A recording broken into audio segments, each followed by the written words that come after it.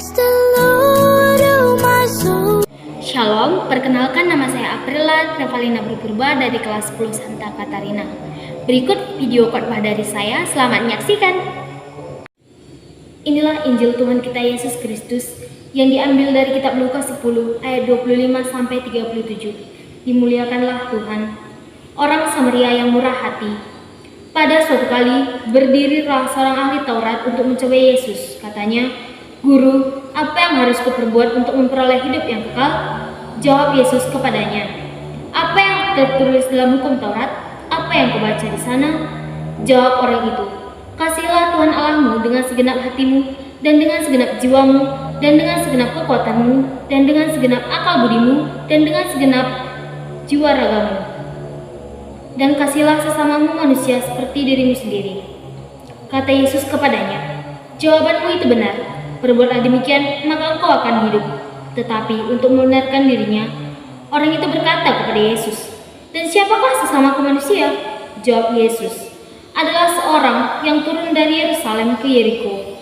Ia jatuh ke tangan penyamun-penyamun yang bukan hanya merampoknya habis-habisan, tetapi yang juga memukulnya, dan yang sesudah itu meninggalkannya dan pergi meninggalkannya setengah mati. Kebetulan ada seorang imam turun melalui jalan itu.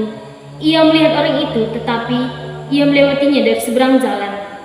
Demikian juga seorang Lewi datang ke tempat itu. Ketika ia melihat orang itu, ia melewatinya dari seberang jalan.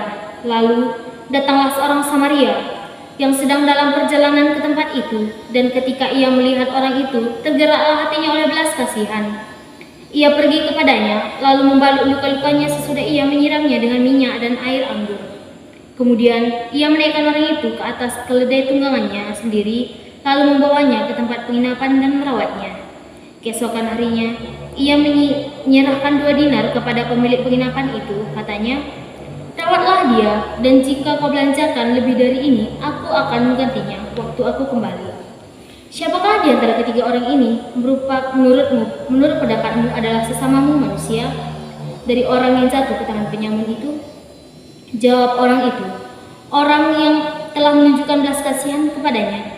Kata Yesus kepadanya, "Pergilah dan perbuatlah demikian." Demikianlah Injil Kristus. Terpujilah Tuhan. Saudara-saudari yang dikasihi oleh Tuhan, sebagai manusia yang diciptakan Tuhan, secitra dan segambar dengan Dia, seharusnya kita lebih paham tentang cinta kasih. Saudara-saudari, Tuhan menciptakan kita secitra dan segambar dengan Dia, juga diberikan akal budi. Untuk apa? Yaitu untuk agar kita paham tentang cinta kasih dan melindungi semua makhluk ciptaannya, juga mencintai sesama kita.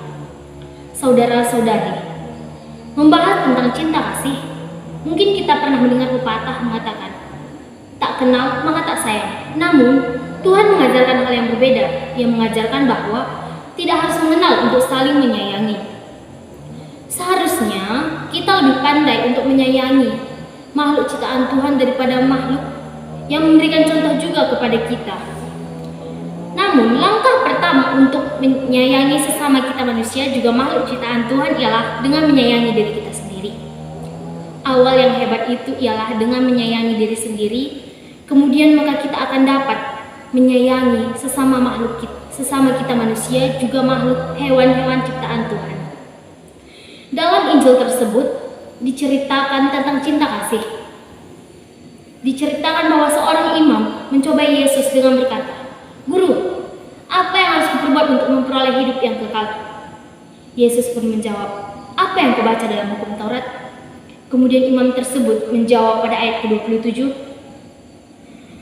jawaban orang itu, "Kasihilah Tuhan Allahmu dengan segenap hatimu, dan dengan segenap jiwamu, dan dengan segenap kekuatanmu, dan dengan segenap akal budimu, dan kasihilah sesamamu manusia seperti dirimu sendiri."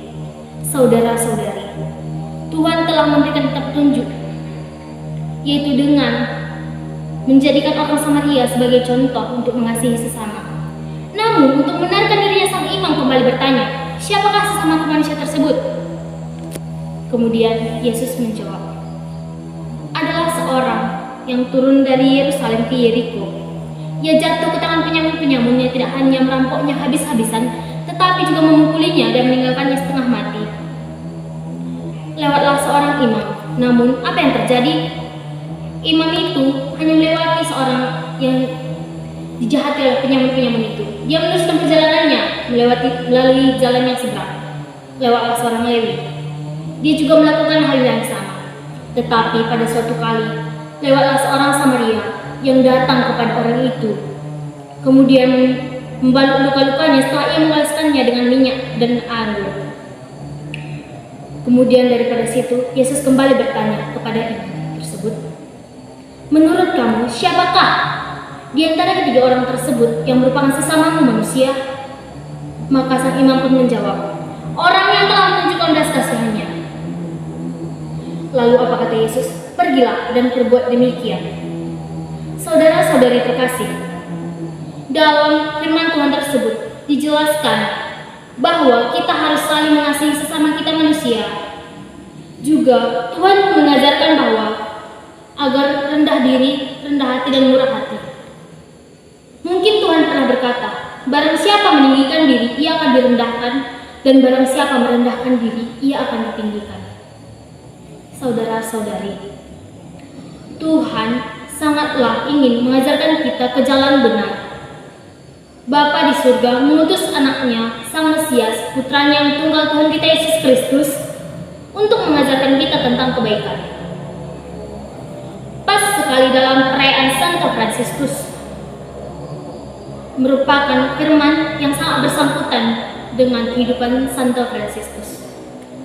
Tahukah saudara-saudari, Santo Fransiskus merupakan santo pelindung bagi para hewan, pedagang, juga pecinta lingkungan.